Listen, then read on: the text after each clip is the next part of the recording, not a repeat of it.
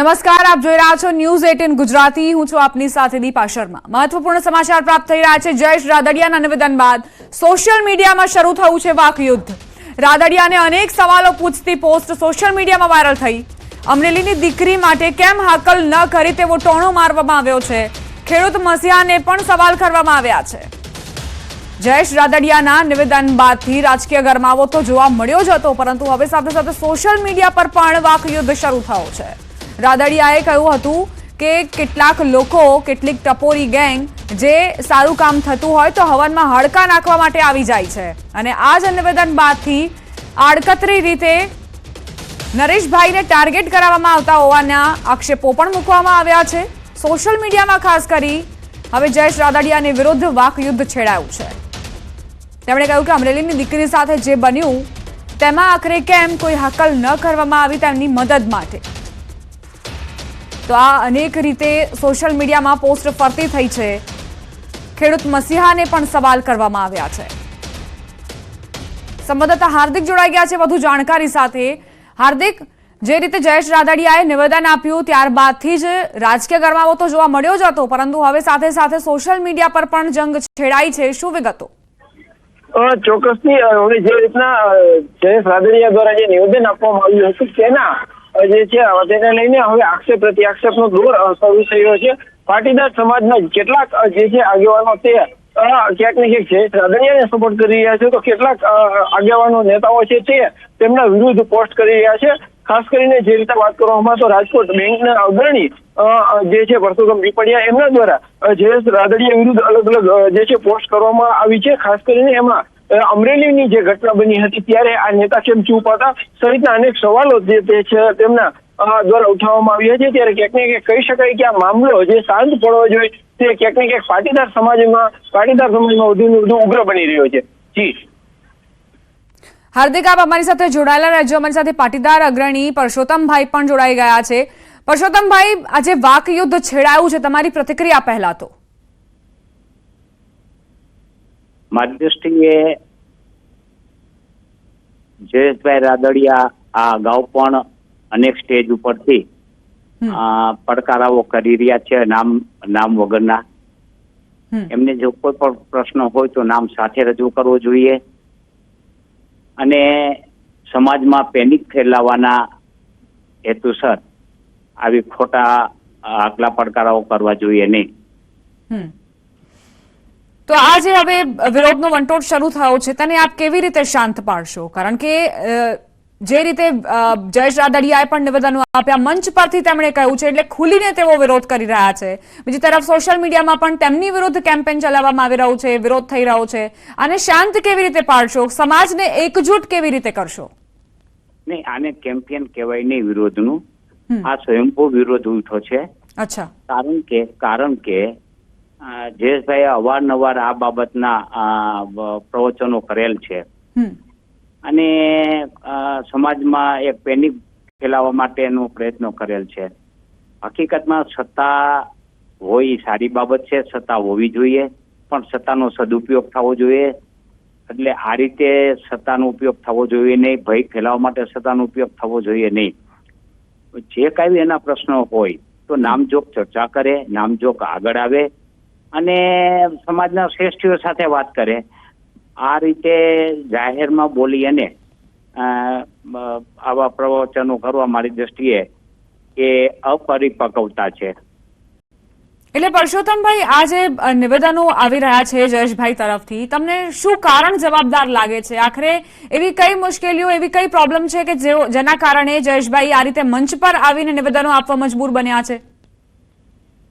કારણ તો કોઈ પણ હોઈ શકે, એના વિશે તો હું જાણતો નથી, એને કોઈ દી કારણ જાહેર કર્યા નથી, એટલે કારણ વિશે તો હું ન કહી શકું। પણ જે કોઈ કારણ હોય એ તેમના અંગત કારણો હશે, કોઈ પક્ષના કારણો એવું લાગતું નથી। જે કઈ એના કારણો હોય એ કારણો એને જાહેર કરવા જોઈએ, તો એનો જવાબ સામેથી મેળવવો જોઈએ, અને સમાજ શ્રેષ્ઠીઓ પાસે પેલા જવું જોઈએ। એને બદલે સમાજથી ઉપરવટ કોઈ હસ્તીઓ હોતી નથી। સમાજ છે, સમાજના શ્રેષ્ઠીઓ છે, એની સાથે એને પરામર્શ કરી અને પોતાની વ્યથા કેવી જોઈએ જો કોઈ હોય તો। આ રીતે મારી દ્રષ્ટિએ નિવેદન કરવા એ બરાબર નથી. તો પરસોત્તમભાઈ, સમાજના જે અગ્રણીઓ છે તેમની પણ જવાબદારી બને છે ને કે તમારાથી કોઈ ઉંમરમાં નાના વ્યક્તિ હોય તો તેમને તમે સમજાવો, કારણ કે એવું જ છે ને, ઘરના મોભીઓ જે હોય છે તે ઘરના નાનાને પણ સાચવતા હોય છે. તો એવી રીતે જયેશભાઈના કેસમાં કેમ નથી થતું? જયેશભાઈના કેસમાં સમાજના મોભીઓએ અનેક રસ લીધો છે. મારી દ્રષ્ટિએ સંઘાણી સાહેબ છે એને પણ કીધું હતું કે હું આ પ્રશ્ન હાથમાં લઈને પૂરો કરીશ, પરંતુ હવે ક્યાં એટલું ખબર નથી. એટલે રસ્તો લે છે બધા, પણ મારી દ્રષ્ટિએ જે રાદડિયા સાહેબ છે એને ગળે ઉતરતું ન હોય, ન ઉતરતું હોય એ એનો પ્રશ્ન છે. પરસોત્તમભાઈ, કોઈ પાટીદાર નેતા વિવાદને ટાળવા માટે મધ્યસ્થી કરશે, વચ્ચે પડશે કે આ વિવાદ શાંત થઈ જાય? પડવું જોઈએ. વિવાદને પૂર્ણ કરવા માટે મધ્યસ્થી બનવું જોઈએ અને એને સ્વીકારવા જોઈએ. પેલા તો જો પોતાનું જ અસ્તિત્વ સ્વીકારે અને સમાજ શ્રેષ્ઠીનું અસ્તિત્વ નહીં સ્વીકારે અને એની જે બાબત છે એને સર્વોપરી ગણે સમાજથી નહીં, તો એ સમાધાન ન કહેવાય. મારી દ્રષ્ટિએ સમાધાન નહીં થઈ શકે. એટલે ખુલ્લા દિલે આવવું જોઈએ અને વાત કરવી જોઈએ. પરસોત્તમભાઈ, તમને શું લાગે છે, તમે શું માનો છો, જયેશ રાદડિયાની સામે ખરેખર કોઈ ટોળકી સક્રિય થઈ છે સમાજની? જો ટોળકી શબ્દ વાપરવો એ પણ ખરાબ બાબત કહેવાય. સમાજ શ્રેષ્ઠીઓને ટોળકી કેવી એ તો મારી દ્રષ્ટિએ ખૂબ જ ઉતરતી કક્ષાની બાબત કહેવાય. આવા નિવેદનથી બચવું જોઈએ. ટોળકી કેવું એ સમાજ શ્રેષ્ઠીઓ કેવી રીતે ટોળકી હોઈ શકે? જેને સમાજ માટે ઘણું કર્યું છે અને કરી રહ્યા છે, તો એને ટોળકી કેવી? એ મારી દ્રષ્ટિએ અપરિપક્વતા છે. તો જયેશભાઈની અંદર જે ગ્રંથિ આ બંધાઈ ગઈ છે, કારણ કે તેમણે પણ મંચ પરથી એવું કીધું કે આ ટોળકી સક્રિય થઈ છે, અને બીજી તરફ તેમનું એ પણ કહેવું હતું કે સમાજમાં રાજકારણ ન કરો, રાજકારણમાં આવો, રાજકારણ કરો તો વધારે સારું લાગશે. તેને આપ કેવી રીતે જોઈ રહ્યા છો? આ જે નિવેદન છે તે કોની માટે હતું? સાહેબ, કોઈ પણ સમાજ શ્રેષ્ઠીઓએ રાજકીય કોઈ નિવેદન કર્યું હોય તો મને એક મંચ ઉપરથી થયું હોય તો મને બતાવો કે કોઈ પક્ષને સમર્થન આપ્યું હોય. કોઈ પોતાની અંગત વ્યક્તિ લડતી હોય તો એને સમર્થન તો હું પણ આપો, આપ પણ આપો, કોઈ પણ આપે. એ પક્ષથી પર છે, પણ કોઈ પક્ષના વિરુદ્ધમાં નિવેદન કર્યું હોય ને કોઈ પક્ષના સમર્થનમાં નિવેદન કર્યું હોય એવું મને એક નિવેદન બતાવો. કોઈ શ્રેષ્ઠી હોય સમાજના, એક પણ શ્રેષ્ઠીએ કર્યું હોય. મારી અંગત મિત્રો લડતો હોય તો મારે એને મદદ કરવી જોઈએ અને બધા એ સ્વાભાવિક કરે, એ લાગણી છે. પણ કોઈ પક્ષ વિરોધી નિવેદન કર્યું હોય એવું મારી દ્રષ્ટિએ મેં ક્યારે જોયું નથી. પરસોત્તમભાઈ, આપ અમારી સાથે જોડાયા તે બદલ આપનો ખૂબ ખૂબ આભાર. તો જયેશ રાદડિયાના નિવેદન બાદ હવે સોશિયલ મીડિયામાં જે વાક યુદ્ધ છેડાયું છે તેને લઈને પરસોત્તમ પીપળિયાએ આ પ્રતિક્રિયા આપી છે.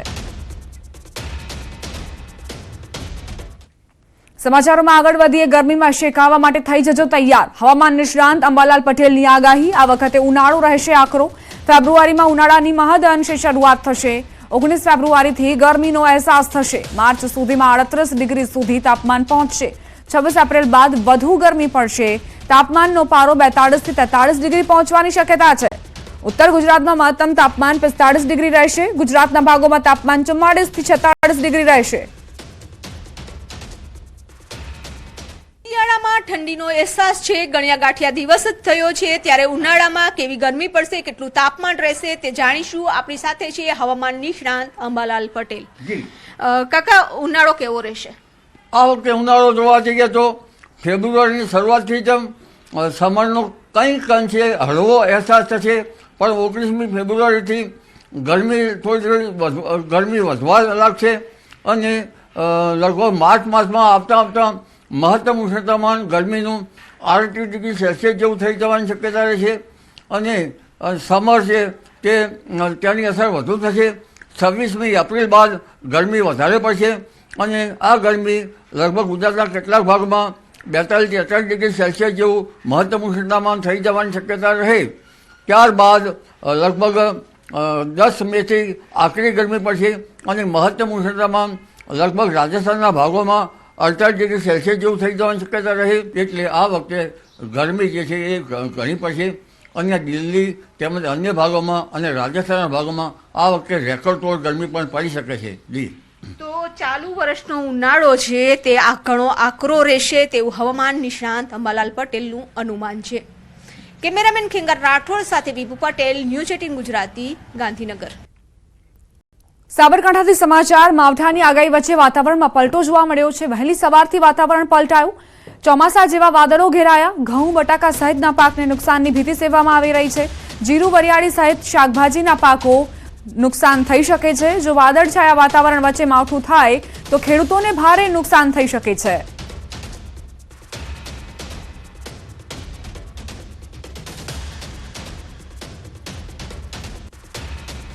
અરવલ્લી જિલ્લાના વાતાવરણમાં પણ અચાનક પલટો આવ્યો. વહેલી સવારે વાદળછાયું વાતાવરણ સર્જાયું. વાદળછાયા વાતાવરણને લઈને જગતના તાતમાં ચિંતાનો માહોલ છવાયો છે. વાદળછાયા વાતાવરણ બાદ ઠંડીમાં પણ ઘટાડો થયો.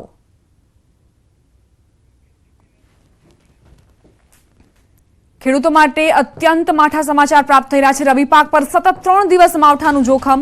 હવામાન નિષ્ણાંત પરેશ ગોસ્વામીની આગાહી. રાજ્યના અનેક વિસ્તારમાં માવઠું થયાની આશંકા છે. સૌરાષ્ટ્ર, ઉત્તર ગુજરાતમાં તીવ્રતા રહી શકે છે. મધ્ય ગુજરાતમાં પણ માવઠાની તીવ્રતા રહી શકે છે. મજબૂત વેસ્ટર્ન ડિસ્ટર્બન્સની અસર થશે. 3 થી 5 ફેબ્રુઆરી દરમિયાન માવઠાની શક્યતા સેવવામાં આવી છે. ઉત્તર ભારતના પહાડી પ્રદેશો ઉપરથી WD પસાર થઈ રહ્યા છે. એમાં એક મજબૂત વેસ્ટર્ન ડિસ્ટર્બન્સ જે પસાર થઈ રહ્યું છે એ વેસ્ટર્ન ડિસ્ટર્બન્સની અસરને કારણે ગુજરાત ઉપર એક અસ્થિરતા સર્જાવા જઈ રહી છે અને એ અસ્થિરતાને કારણે રાજ્યના અનેક વિસ્તારોની અંદર 3, 4 અને 5 ફેબ્રુઆરી એમ 3 દિવસ દરમિયાન અલગ અલગ વિસ્તારોની અંદર માવઠું થાય તેવી શક્યતાઓ રહેલી છે. જો કે આ માવઠાની સૌથી વધુ તીવ્રતા છે એ સૌરાષ્ટ્ર, મધ્ય ગુજરાત અને ઉત્તર ગુજરાતના ભાગોની અંદર જોવા મળે તેવી શક્યતા હાલ દેખાઈ રહી છે. ફેબ્રુઆરીના પ્રથમ અઠવાડિયામાં રાજ્યના અનેક વિસ્તારોની અંદર માવઠાના વરસાદની શક્યતાઓ રહેલી છે. એક વેસ્ટર્ન ડિસ્ટર્બન્સના કારણે ગુજરાત પર એક અસ્થિરતા સર્જાશે. સમાચારોમાં હવે આગળ વધીએ. દાહોદમાં તસ્કરોનો તરખાટ યથાવત જોવા મળી રહ્યો છે. એક જ રાતમાં 4 મકાનમાં ચોરી થઈ. રોકડ રકમ, સોના દાગીનાની ચોરીને અંજામ અપાયો. બાઇક સવાર તસ્કરો સીસીટીવીમાં કેદ થયા. રિધમ રેસિડેન્સીમાં બનાવ બન્યો. પોલીસના નાઇટ પેટ્રોલિંગ પર પણ સવાલ ઉઠી રહ્યા છે. સંવાદદાતા સૌરભ ગેહલોત જોડાઈ ગયા છે વધુ જાણકારી સાથે. સૌરભ, શું ઘટનાક્રમ? બિલકુલ કહી શકાય કે જે રિધમ રેસિડેન્સ સોસાયટી છે ત્યાં એક બાદ એક 4 મકાનોને તસ્કરોએ નિશાન બનાવ્યા હતા. જો કે તસ્કરો દ્વારા રોકડ રકમ અને સોના ચાંદીના દાગીના ઉપર હાથ ફેરો કરવામાં આવ્યો હતો. રાત્રિ સમયે જે બેખોફ બનેલા તસ્કરોએ 4 મકાન નિશાન બનાવ્યા હતા અને 4 મકાનોના તાળા તોડી અને ત્યારબાદ તેમાંથી ચોરી કરી અને ત્યાર ફરાર થયા હતા. જો કે બાઇક પર આવેલા 3 ચોરો જેઓ કે સીસીટીવીમાં કેદ થવા પામે છે. આભાર સૌરભ જાણકારી આપવા માટે.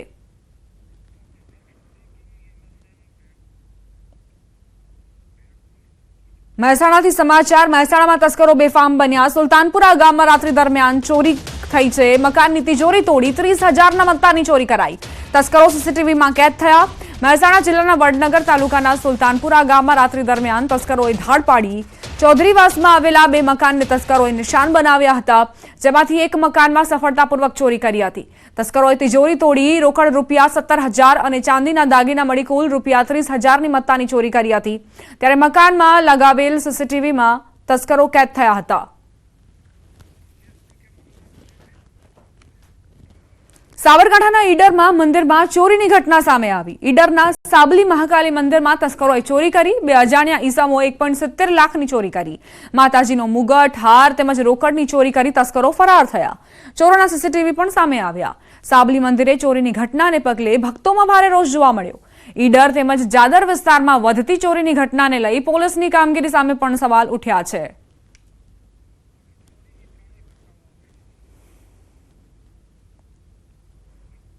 રાજ્યમાં તસ્કરો કેટલી હદે બેફામ બન્યા છે, આ 3 તસવીરો તેનો પુરાવો. દાહોદમાં તસ્કરોએ કઈ રીતે 4 મકાનમાં ચોરીને અંજામ આપ્યો તેના સીસીટીવી ફૂટેજ સામે આવ્યા છે. આ તરફ મહેસાણામાં પણ મકાનમાં ચોરી થઈ. સાબરકાંઠાની પણ તસવીરો જુઓ, જ્યાં મંદિરમાં ચોરી કરતા આ તસ્કરો સીસીટીવી કેમેરામાં કેદ જોવા મળ્યા છે. માતાજીના મુગટ, હાર તેમજ રોકડની ચોરી કરીને આ ચોર રફુચક્કર થઈ ગયા. સમાચાર સુરતથી. વીજ વિભાગની ટીમ સામે હોબાળો. માંગરોળના હથોડા ગામે હોબાળો થયો. સરપ્રાઇઝ ચેકિંગથી ગામ લોકો વિફર્યા. ગામ લોકોનો વીજકર્મી પર નશો કર્યાનો આક્ષેપ. પોલીસ કર્મીઓએ મામલો થાળે પાડ્યો હતો. સરપ્રાઇઝ ચેકિંગથી ગામ લોકોએ પોતાનો પિત્તો ગુમાવ્યો અને ત્યારબાદ કઈ રીતે હોબાળો મચાવ્યો તેના દ્રશ્યો પણ સામે આવ્યા છે. વીજ વિભાગની ટીમ સામે આ હોબાળાની ઘટના બની. માંગરોળના હથોડા ગામે હોબાળો થયો.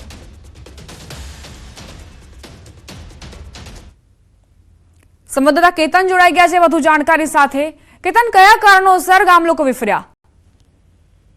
ચોક્કસથી વાત કરું, સુરત ગ્રામ્યમાં વહેલી સવારથી જ દક્ષિણ ગુજરાત વીજ કંપનીના ઉચ્ચ અધિકારીઓ દ્વારા જે વીજ ચોરીનું જે એ લોકોને જે બાતમી મળી હતી જે અંતર્ગત તપાસ કરવા ગયા હતા માંગરોળ તાલુકાના હથોડા ગામે. પરંતુ વીજ કંપનીના અધિકારીઓ નશાની હાલતમાં હોય અને મુસ્લિમ સમાજને અપમાનજનક ટિપ્પણી અને અપશબ્દો બોલતા તેના સ્થાનિકો ઉકળતો શરૂ જોવા મળ્યો. તે અંતર્ગત આજે આવેલા અધિકારીઓને પોલીસને બોલાવીને પોલીસને સોંપવામાં આવ્યા હતા અને સમગ્ર મામલે આજે હોબાળો થવા પામ્યો હતો. વીજ કંપનીના અધિકારીઓને માર પડે એવી સ્થિતિઓ પણ હતી. પરંતુ સમય સૂચકતાને ધ્યાનમાં લઈ પોલીસ જ્યારે ઘટના સ્થળે પહોંચી અને મામલો ઠાલે પાડીને આજે જીબીના જે અધિકારીઓ જે આવેલા હતા વીજ ચેકિંગ માટે તેઓને પોલીસ સ્ટેશન લઈ જઈને સઘન પૂછપરછ હાલ ચાલી રહી હતી. આભાર કેતન, જાણકારી આપવા માટે.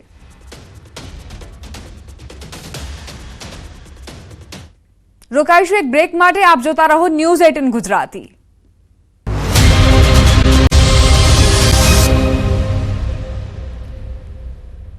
Welcome back. વિરમગામમાં શિક્ષકની હત્યાથી ખળભળાટ મચ્યો છે.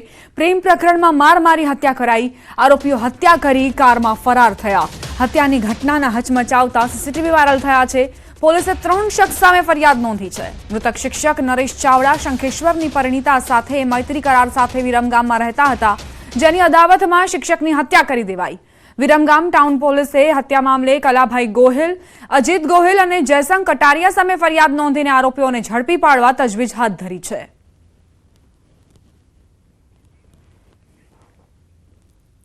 સમાચાર ભરૂચથી. મારામારીનો વિડીયો વાયરલ થયો. પાલેજ ફાટક પાસે મારામારીની ઘટના બની.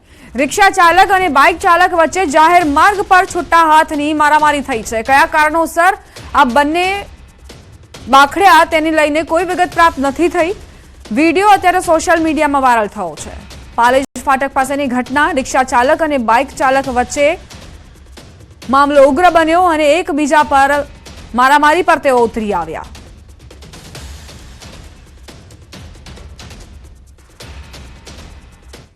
સોશિયલ મીડિયામાં ફેમસ થવા માટે લોકો ગમે તે હદે તૈયાર થઈ જતા હોય છે. વિડીયોના અમુક કન્ટેન્ટ એવા હોય છે જે સમાજમાં ખરાબ મેસેજ પહોંચાડે અને આવા લોકો સામે પોલીસ કાર્યવાહી પણ કરે છે. છતાં સામે આવતા હોય છે આવા વિડીયો. ત્યારે સુરતના ભેસ્તાન વિસ્તારમાંથી આવો જ એક વિડીયો સામે આવ્યો. 5 જેટલા યુવકોએ એક રીલ બનાવી હતી જેમાં જાહેરમાં તલવાર વડે જન્મદિવસની કેક કાપી દારૂ પીવે છે અને પછી જે વ્યક્તિ કેક કાપે છે તેનો મિત્ર આવી તેને ચપ્પુ જેવું ઘાતક હથિયાર મારી તેની હત્યા કરી દે છે. આવા કન્ટેન્ટ સાથેનો વિડીયો સોશિયલ મીડિયા પર વાયરલ થયો હતો. પોલીસને આ મામલે જાણ થતા સમગ્ર ઘટનામાં વિડીયોની તપાસ કરી 5 આરોપીઓની ધરપકડ કરી તેમના વિરુદ્ધ કાયદેસરની કાર્યવાહી હાથ ધરાઈ છે.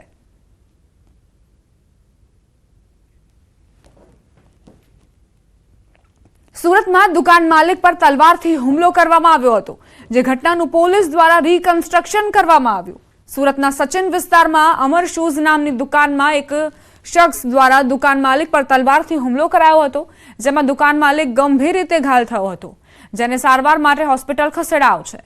હુમલો કરી હુમલાખોર ઘટના સ્થળેથી ફરાર થઈ ગયો હતો. જોકે પોલીસે હુમલાખોરની ધરપકડ કરી આગળની તપાસ હાથ ધરી છે.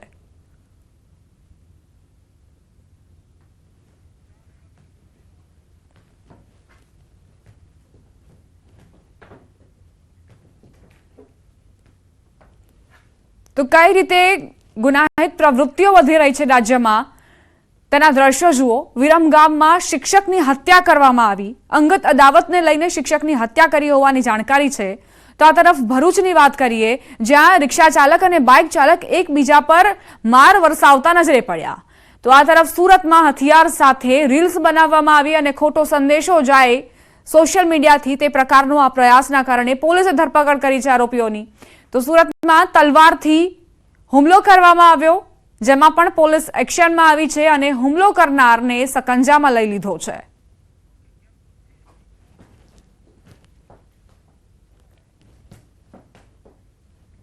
આગળ વાત આસ્થાના મહાકુંભની.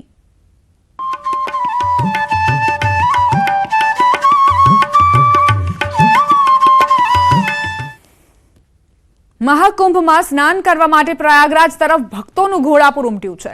મહાકુંભમાં 15 કરોડથી વધુ લોકોએ સ્નાન કર્યું. અત્યાર સુધીમાં 15 કરોડથી વધુ ભક્તોએ સ્નાન કર્યું. મકર સંક્રાંતિના દિવસે 3.5 કરોડ લોકોએ અમૃત સ્નાન કર્યું હતું. મૌની અમાવસ્યા પર 10 કરોડ લોકો આવવાનો અંદાજ છે. મહાકુંભમાં ભક્તો માટે ભવ્ય વ્યવસ્થા કરાઈ છે. સુરક્ષા એજન્સીઓની દરેક ખૂણે બાજ નજર જોવા મળી રહી છે.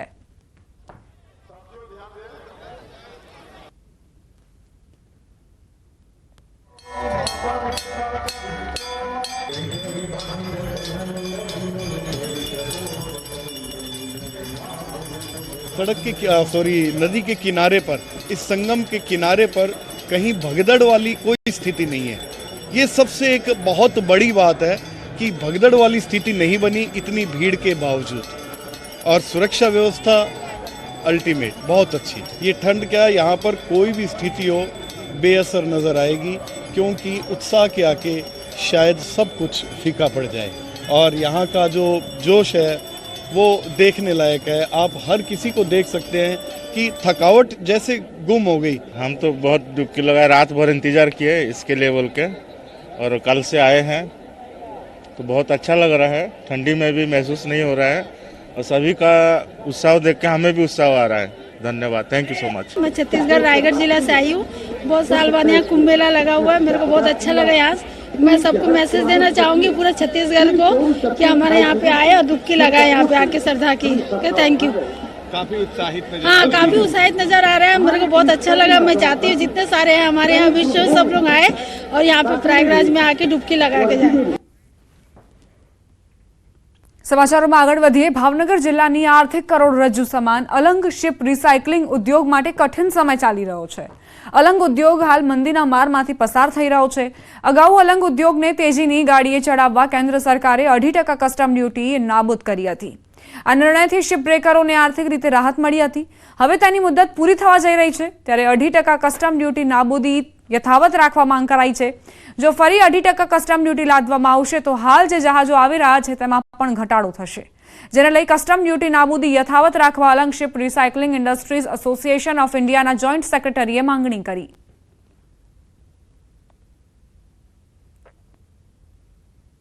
અલંગની પરિસ્થિતિ તમે જોઈ રહ્યા છો કે છેલ્લા ઇતિહાસની અંદર સૌથી ઓછા જહાજો આ વર્ષમાં લાગેલા છે અને ટનેજ પ્રમાણે પણ સૌથી લોએસ્ટ કામ આ વર્ષમાં અલંગમાં થયેલું છે. તો અમે લોકોએ સરકારશ્રીને ફરીવાર એ જ અમે વિનંતી કરેલી છે કે કસ્ટમ ડ્યુટી જે અમને 0% કરેલી છે એ ચાલુ રાખવામાં આવે. તો જે કસ્ટમ ડ્યુટી નાબૂદ કરવામાં આવી હતી તેની સમય મર્યાદા હવે પૂર્ણ થતાં જ ફરી એક વખત માંગ કરવામાં આવી છે તે કસ્ટમ ડ્યુટી નાબૂદી યથાવત રાખવામાં આવે. વડોદરામાં અશાંત ધારાની અરજી માટે અરજદારોને નહીં ખાવા પડે ધક્કા. QR કોડ સ્કેન કરતા જ મળી જશે અરજીના હુકમની જાણકારી. વડોદરા જિલ્લા વહીવટીતંત્રએ અશાંત ધારાને લઈ મહત્વનો નિર્ણય કર્યો છે. SDM સિટીએ એક પોર્ટલ બનાવી QR કોડ જનરેટ કર્યો છે. અશાંત ધારાની અરજી કરનાર નાગરિકોને માત્ર એક જ વાર 20 રૂપિયાની ફી ભરી અરજી કરવાની રહેશે. બાદમાં 10 દિવસમાં QR કોડ સ્કેન કરી ઓનલાઈન અશાંત ધારાનો હુકમ તમને ઘરે બેઠા મોબાઈલ પર મળી જશે. આ સાથે જ બુલેટિનમાં અત્યારે બસ આટલું જ. વધુ અપડેટ્સ માટે આપ જોતા રહો News 18 ગુજરાતી.